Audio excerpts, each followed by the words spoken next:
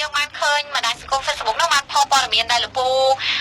សម្ភារក្នុងវិទ្យុអីមួយឯងដល់ពេលហើយមានប្រជាពលរដ្ឋនោះក៏តែចូលមករួមហើយសួរនាំអីដល់លពូហើយលពូស្រាប់តែជេរដល់ប្រជាពលរដ្ឋដែលជាអ្នកចូលរួមហ្នឹងណាហើយដូចជាមានការជេរច្រាក់ឆ្អែតខ្លាំងអញ្ចឹងណាអាហ្នឹងគឺលពូមានការបកស្រាយអីបន្ថែមទេលពូព្រោះដោយសារតែព្រឹកមិញយើងបានផុសតែព័ត៌មានហ្នឹងតែការដែលលពូមានប្រសាសន៍ទៅហ្នឹងគឺជេរដល់ប្រជាពលរដ្ឋតែយើងអត់បានព័ត៌មានបើសិនជាលពូមានការបកស្រាយឬហេតុផលអីហ្នឹងគឺយើងអត់បានទាំងអស់ដល់អញ្ចឹងយើងគិតថាបើសិនបានលពូចូលរួមហើយ ABC សូមអនុញ្ញាតឲ្យលពូចូលរួមបកស្រាយមកទៅដើម្បីកុំឲ្យ ABC ថងតែព័ត៌មានមួយខាងកុំឲ្យអត់មានមួយខាងទៀតអញ្ចឹងណាបាទលពូចូលរួមចិត្តលពូអាចចេញបកស្រាយត្រង់ចំណុចហ្នឹងតែម្ដងក៏បានលពូចំពោះរឿងកំណត់តម្លៃរបស់មនុស្សម្នាក់កំណត់តម្លៃរបស់ក្រុមមួយសម្រាប់ពូគឺថាវាអាស្រ័យទៅលើអរិយាបថការងារអត្តចរិតរបស់ក្រុមនោះផ្ទាល់វាមិនអាស្រ័យទៅលើអ្នកដទៃនឹងគេថាគេឲ្យតម្លៃចេះគេឲ្យតម្លៃចុះទេគឺវាអាស្រ័យទៅលើអត្តចរិតការងាររបស់ខ្លួនយើងផ្ទាល់ហ្មងអ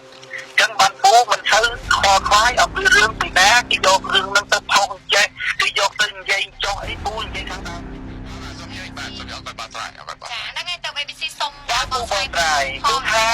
វាពូជាមនុស្សអសនជាអ្នកដែលស្ដាប់ពូមែនទែនតាមដានពូមែនទែនពូសឹងតែប្រាប់ថាលើដល់ខ្មែរអត់មានពីណានិយាយមានហេតុផលជាងពូទេធ្វើសកម្មភាពមានហេតុផលជាងពូទេដូច្នេះអ្វីដែលពូបានធ្វើការបាយបកទៅចំពោះបុគ្គលដែលទេចូលហ្នឹងពូយល់ថាពូមានហេតុផលត្រឹមត្រូវដើម្បីគាំទ្រទង្វើរបស់ពូចេះតែនិយាយម្ដងហើយម្ដងទៀតថាដើម្បីឲ្យខ្មែរបានជុំគ្នាអ្នកដែលទេចូលមកសូមនិយាយជាមួយនឹងហេតុផលដោយបំណងចង់ឲ្យយើងបានទៅដល់កំណត់រួមមួយដោយពិតប្រាកដគឺយើងពិតជាចង់ឲ្យជាតិរបស់យើងរីកចម្រើនយើងមិនចង់ជួបគ្នាទេតែជែកហ្នឹងគឺតែជែករកហេតុផលពិតប្រាកដពូគោរពណាស់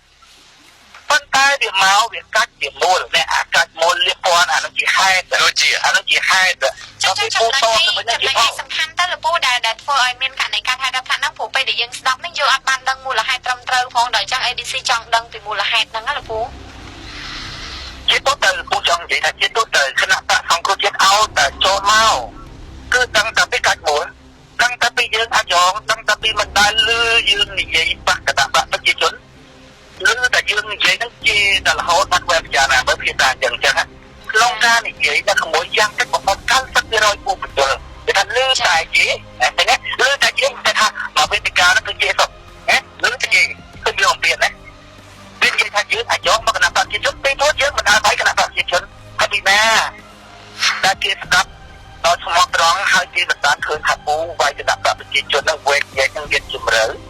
គេចូលមកបំពេញអញ្ចឹងក្មួយមិនដឹងបំពេញអញ្ចឹងណាពូយល់ថាមានតែមធ្យោបាយដូចពូនឹងទេក្នុងពេលដែលពូមិនទាន់បានកាន់ការងារប្រទេសជាតិគ្មានអំណាចក្នុងដៃដើម្បីទុកជាមួយនឹងមនុស្សខ្លួនហ្នឹងអត់ណាជាពូកាន់ការងារប្រទេសជាតិពូធ្វើច្បាប់ថ្មីមួយទៀតមនុស្សកាច់មួយគេចាត់ទុកជាមនុស្សដែលធ្វើអំពើហិង្សាឬធ្វើចិត្តដែលជាហេតុនាំឲ្យមានការវាយកាប់ចាក់ឬការជាប្រមាថត្រឡប់ទៅវិញតែជាផលដូច្នេះយើងត្រូវធ្វើច្បាប់ដើម្បីបំបត្តិហេតុអានិយាយកាច់មួយសោកចិត្តលៀបពណ៌គេហ្នឹងអានឹងក៏ត្រូវតែទទួលទោសដែរប៉ុន្តែក្នុងកលៈទេសៈបច្ចុប្បន្នវាអត់ទាន់មានច្បាប់ដែលនិយាយថានិយាយសោកចិត្តទៀមតាមគេឲ្យគេកាត់ហិង្សាលើផ្លូវចិត្តវាមានទោស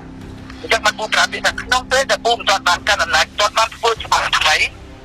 អ្វីដែលពូបាននិយាយហ្នឹងគឺឆ្លើយតបទៅចំពោះបុគ្គលដែលបំពេញអញ្ចឹងដោយសមស្របបំផុតក្នុងនាមជាប្រមុខនៃចលនាបក្សបត្តិមួយដែលចង់ដាក់កំណត់ថ្មីដើម្បីប្រឆាំងជាមួយនឹងពួកអាលៀបពណ៌កាច់មួយដែលធ្វើឲ្យខ្មែរនោះស្លាប់ច្រើនមកហើយទៅការកាច់មួយលៀបពណ៌ហ្នឹងចាអរគុណលោកពូចាអរគុណលោកកុំមីសនាសង្ឃឹមថាឱកាសក្រោយមានអីដែលប្រាប់សូមអនុញ្ញាតលោកកុំមីសនាទេចូលមកក្នុង ABC ណាហើយប្រាប់បងប្អូនថាកុំមីសនាគឺខ្ញុំបានអាស្រ័យបងឲ្យលោកចូលរួមបាទអរគុណច្រើនគូស្រកាឲ្យអត់ដឹងទេថាគេចោទថាកុំមីសនាជាអាយ៉ងជួនដោយ ABC ដែរចាអត់ដឹងហ្មងអត់ដឹងតែដឹងមួយយ៉ាងគឺទៅដល់កន្លែងណាមានគណៈបកប្រជាជនជាកុំមីសនារហូតមែនទេវិញចាំឲ្យបានទៅចោទកុំមីសនាថាអាយ៉ងយួនអាយ៉ងយួនខ្សែបានទៅជួបសមត្ថកិច្ចពេលពាក់ព័ន្ធជាមួយនឹងករណីចាប់ក្មេងមនុស្សស្រី4នាក់ដែលត្រូវគេលបួង